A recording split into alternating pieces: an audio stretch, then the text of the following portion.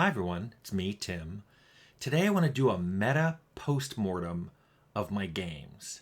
And I will explain what I mean by that. So every game that I've made, starting with Fallout, I don't think I did this for Rags to Riches, and I know I didn't do it for Bard's Tale Construction Set or Grand Slam Bridge. But starting with Fallout, every game I've done, I've written up some kind of post-mortem, notes to myself, where I basically looked at the shipping game, the game that went out the door, and wrote down what I thought went well and went poorly for that game. Mostly it was about the end state of the game, the features of the game, but sometimes it was about the game development process. Or sometimes it was just, here's how I felt after it went out.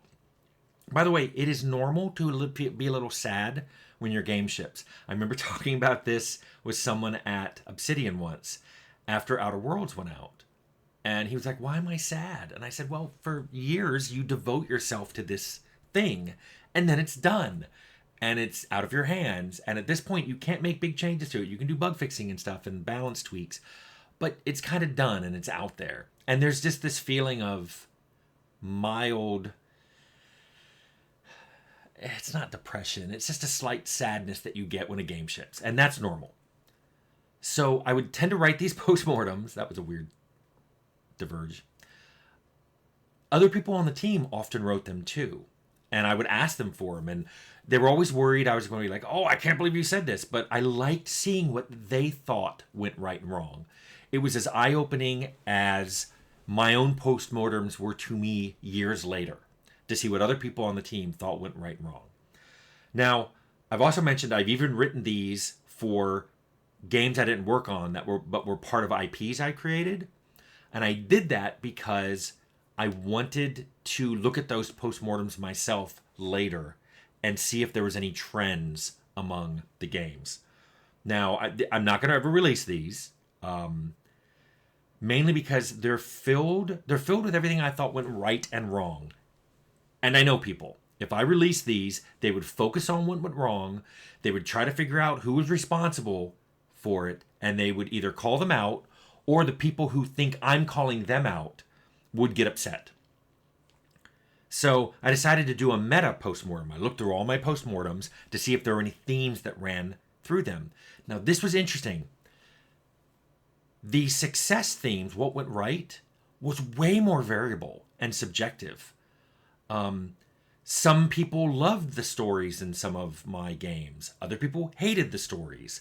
Some people loved particular levels or items, and other people hated them and thought they shouldn't be in the game. There were systems that were loved and systems that were hated, NPCs that were loved and NPCs that were hated. I couldn't easily make a top 5. Here are the things that we always did right in all of my games.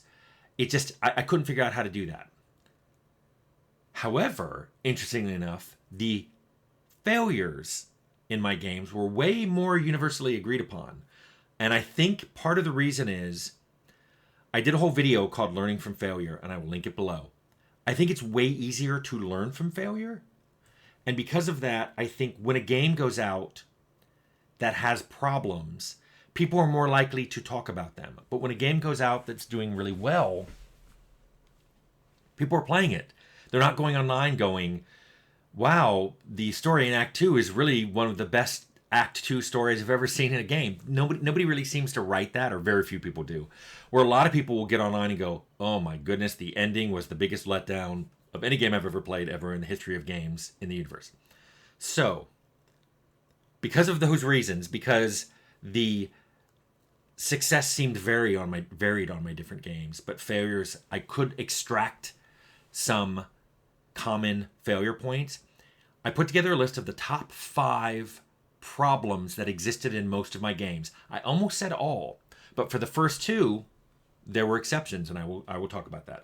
So here they are in no particular order. So these aren't necessarily the biggest issues. These are just the way I wrote them down. So the first problem that existed in most of my games, they were over-scoped. And by over-scoped, I mean, basically, there were way too many features in them. you could trace the cause of this to, we had this much money, we should have made this many features for this many people who were working on it, but I wasn't good at estimating that. Other people on the team weren't good at estimating that.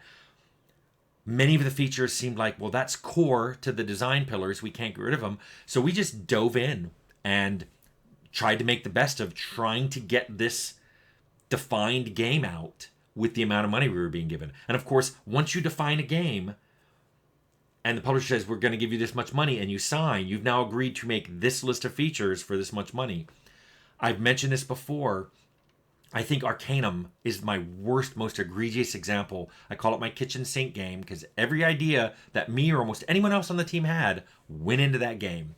We almost never said no to anything, and there were so many features.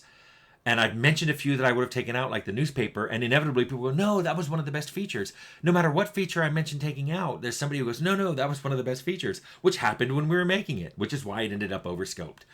And it was a budget thing, and I think I've mentioned this a few times. Leonard and Jason and I had to pay ourselves like half salaries for the first year because there was so much stuff for starting up a business that we had forgotten to take into account. Like we had desks for everybody and furniture and all that. And we're like, oh shoot, we need a conference room and furniture for there. And we didn't account for it.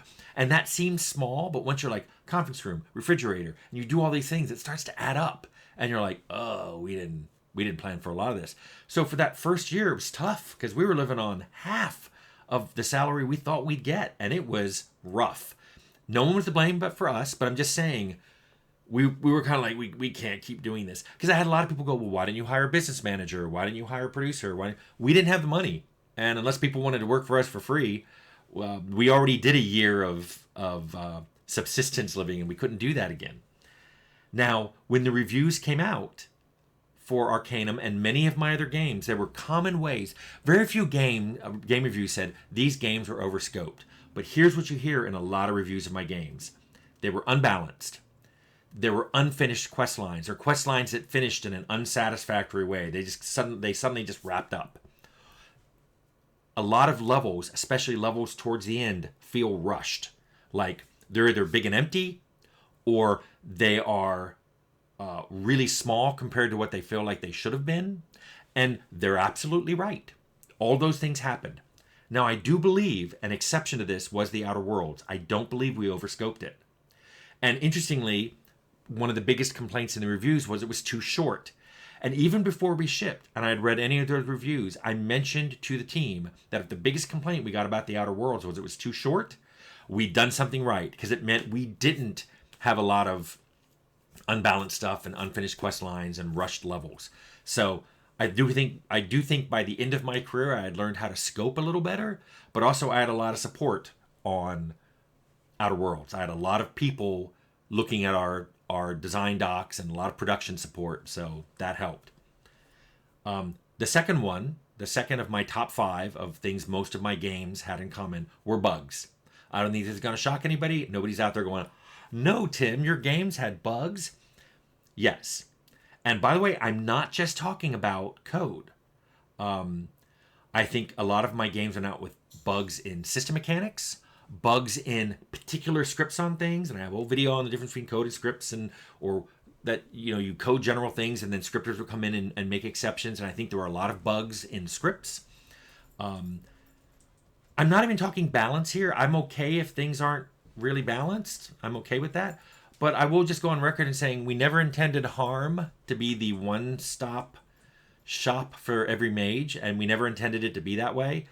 And that was just, we were so rushed, and people go, why didn't you fix that? And it's like, well, we were literally until the day that game shipped, fixing crash bugs. And crash bugs were just way more high priority than, oh, you have a spell that costs too little, or does too much, or is too fast to cast, or maybe all of those, or maybe a mix of them.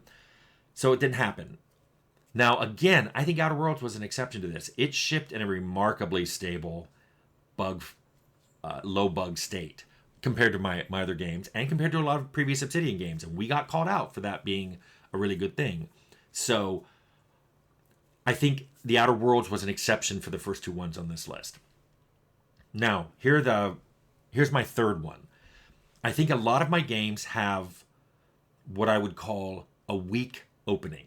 I think this is something I did get better at over time, but there's this rule that you should grab the players in the first hour or they will stop and move on to the next game. And as my career went on, that hour started shrinking. People were saying, you got to grab them in the first 30 minutes. Nope, you got to grab them in the first 10 minutes. Nope, you got to grab them in the first 5 minutes. And it's like, whoa. And what that meant was games had to become, in my opinion, a lot more superficially aggrandized in the first few minutes to convince players not to go, I'm done, I've seen this, and move on to something else. In other words, you have to pull out some big monster or some cool weapon or some cool feature, even though you didn't intend to give that to the player right away. You kind of have to do it, because if you don't grab them right away, they're on to the next thing. Early on, I think my games didn't do that well enough. Fallout had kind of a weak opening. Arcanum had kind of a weak opening. I think later on we got better at it, but we were fighting that. We're getting better with an opening, but the time to do that is shrinking rapidly. Now, I'm just going to go on record here. Tutorial levels are not the solution to this. Most of my games I want people to replay, and tutorial levels are annoying to replay over and over again. If you're going to have them, and I don't recommend you do, I'd make them skippable. What I like instead is, for the first few minutes you play a game, it kind of pops up things on how you can, what you're supposed to do, like, oh, this is how you crouch, this is how you sneak. And you can always click something going, I don't want to see this anymore. Great. So the fourth thing I think most of my games had a problem with is they were niche. Now, I see people in hindsight go, oh, well, your games were just so, what do they call them? The flawed masterpieces, which I think is a nice way of saying it's buggy, but also very niche. And it's not just in the settings, but also in the mechanics and sometimes just the style of it. We made a lot of games early on. The team and I were making the game just for ourselves. We put in what we thought was funny. We put in mechanics we liked. We did quests that we wanted to do that we didn't see in other games. And we never thought, hey, is this going to have broad appeal? I still remember the first time a marketing person said, what's the demographic for your game? And I'm like, what are you talking about? Don't I show you my game and you figure that out? And they said, you should be thinking about that from the beginning. Not necessarily saying you should do that, but I think my games all suffer from being niche. In other words, having a smaller, less wide appeal than they could have had I thought about that from the very beginning. It's just the way my brain works is, ooh, I got a bunch of ideas in my idea book and a bunch of mechanics and a bunch of setting ideas and all that. I want to do that. And I rarely go, what's popular now? What seems to be missing in these other people's games that I could provide that would make them have more broad appeal? Just doesn't enter into my brain hole. And then the last thing I'm going to say, which is something that came out of my postmortem, which isn't something you're going to read in a review or even other people's postmortems, is I feel, especially now that I'm at the end of my career, I feel like I was a little too one genre note. In other words, I have lots of ideas that don't fit well into RPGs, but they fit great in other genres. Like, this would make a great tactical game, or this would make a great adventure game, or this would make a great shooter. But I've often wondered if some of my games would have worked better in one of those genres, or if I should have made another game in one of those genres. I never explored it. Part of the reason was I did a lot of work in RPGs, had initial success there. That was the path of least resistance. The other reason is, like actors, you tend to get typecast in the industry. And once you get known as the RPG guy, it's really hard for me to sell a non-RPG to publishers. It's the reason I was super excited to work at Carbine, because MMORPGs and RPGs are distinct things, and I was really excited to be working on something outside the RPG space, even if it was adjacent and a bit overlapping. But looking back on a lot of my games, I sometimes wonder, would a game like this have been better in another genre? And I see that repeated in a lot of my postmortems. So anyway, that is my meta postmortem analysis of my games. Hope you liked it.